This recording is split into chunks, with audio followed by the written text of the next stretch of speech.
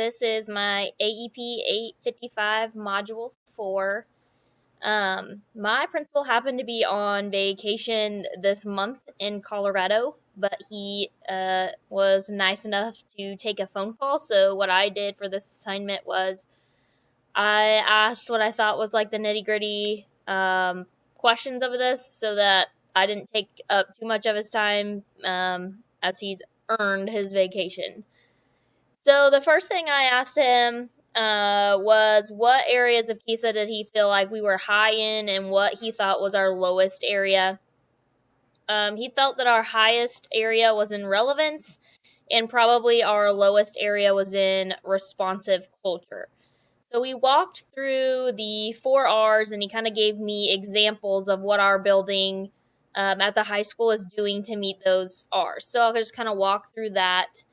In relationships, he thought the big one that we were doing is that we have moved to student-led conferences. We are really trying to get the parents involved with the kids' educational process. We are a school that is very high in low SES, and we don't get a whole lot of parent involvement. The kids are kind of on their own, not as a whole school, but as a majority. And then another thing he thought that we were doing to implement relationships was in our professional development. We have talked a lot about trauma-informed students because that does make up a large part of our high school population. For rigor, he thought that we were implementing rigor in a sense of we now have all all all college bound high school kids have the opportunity to take dual credit in core classes. We now offer science, history, math, English, so that kids can come out a little on top in that dual credit. And he thought that our staff created a lot of rigor in those contents, not only in our core classes, but our CTE classes. Because we are, being a CTE teacher, we are now expected to have students come out with some sort of credential or a certificate in that form. For our relevance, he thought we were modeling. We have done a humongous reamp in our CTE department. Our counselor and principal have kind of been the head on that, and we increased our pathways by like 12 pathways in 1 year because we understand our climate that a very small percentage of our students are actually college bound. Most of our students are work bound right out of high school. So we have hit CTE focus really, really hard to get those kids ready that when they walk out of high school, that they could go get a job. And have an industry recognized credential within a CTE course. And then responsive culture, he thought that our student-led conferences kind of fit there too, as well as he is transitioning, utilizing technology to try and going all paperless, not printing report cards at the 9 weeks, and trying to get parents online and those options available there.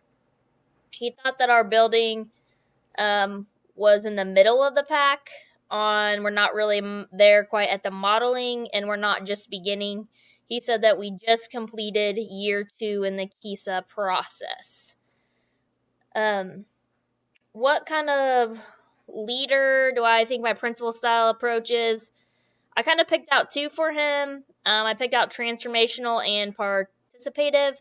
Because in participative, he encourages input from everybody. He takes that into account, but yet it's his ultimate decision, which I totally respect. Our principal is amazing, and he has a heart for kids like none other, especially those sometimes that are hard to love. And then the transformational I picked because he has a vision, and he wants to create a change in our school, which is much needed. So that kids start believing in themselves and believing that this high school will get them somewhere. And then, so the areas of improvement that we identified, I mentioned before the responsive culture, and then I kind of went with the relationship thing and what would I do. One thing I thought about was having a community service day building wide. Set one side a day, a community that calls in and says what do they need done, whether it's picking up trash, painting a church fence, or anything like that. I think that would kind of bridge the gap and help with relationships with the community as well as responsive culture. And I think that would go over really well. The standards that I kind of went with standard 5F, infuse schools learning environment with schools community. Standard 8C, engage in open two-way communication with family and community about school needs, students, problems, and accomplishments. And then the last one I did was standard 4E, promote effective use of technology on teaching and learning.